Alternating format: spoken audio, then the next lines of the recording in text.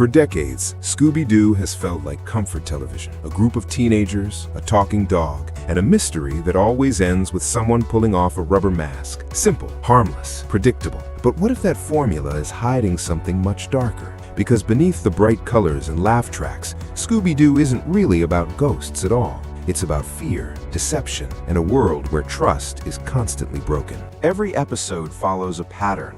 A monster appears, panic spreads, the gang investigates, clues are found, the villain is unmasked, order is restored. But repetition can sometimes hide deeper meaning. Why are these towns always haunted? Why is there always someone pretending to be something they're not? Here's the unsettling truth. The monsters are never real. It's always a person, a neighbor, a business owner, a trusted authority figure. The horror isn't supernatural, it's human. And that sends a subtle message. The real danger doesn't come from the unknown. It comes from people. In almost every mystery, fear is weaponized. The villain uses costumes and illusions to scare others away. Fear becomes a strategy for control. That theme appears again and again. People manipulate fear to gain power. Notice where most mysteries happen. Quiet towns, abandoned amusement parks, museums, mansions. These aren't random choices. They represent places that should feel safe, yet something is always hiding beneath the surface. The iconic unmasking scene is more than a joke. It represents deception being exposed, identity being revealed. In Scooby-Doo's world, no one is exactly who they seem to be.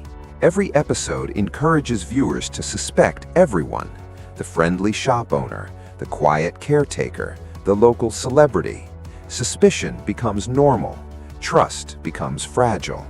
Each member of the Mystery Inc. team represents logic, bravery, curiosity, and fear. Together, they confront chaos with reason. The show subtly teaches that fear can be solved through investigation. Scooby and Shaggy provide humor, but their constant fear reminds us something important.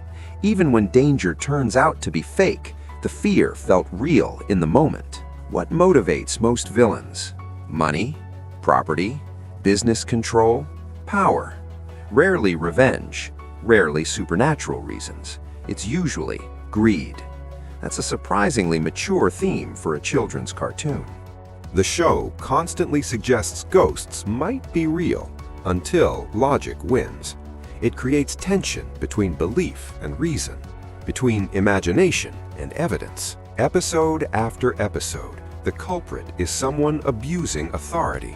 This repetition sends a subtle message: corruption can exist anywhere. Abandoned buildings are central to Scooby-Doo's atmosphere.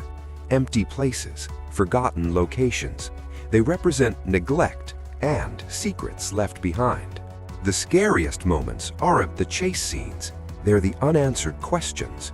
Who is behind it? Why is this happening? The mystery itself creates anxiety. Interestingly, real supernatural creatures are almost always fake. The show insists that monsters don't exist, but deception does. Every unmasking reveals betrayal. Someone trusted the villain before discovering the truth. That emotional twist adds weight beneath the comedy. The gang never runs away permanently. They investigate, they question. The show suggests that courage doesn't mean lack of fear. It means confronting it. Viewed through an adult lens, Scooby-Doo becomes less about solving puzzles and more about exposing lies. It reflects a world where appearances deceive. The formula has survived for decades because it taps into universal fears: deception, greed, hidden identity.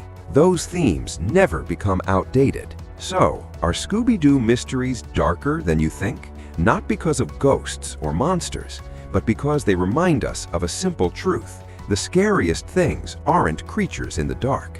They're the people hiding behind the mask. And once you realize that, the show never feels quite the same again.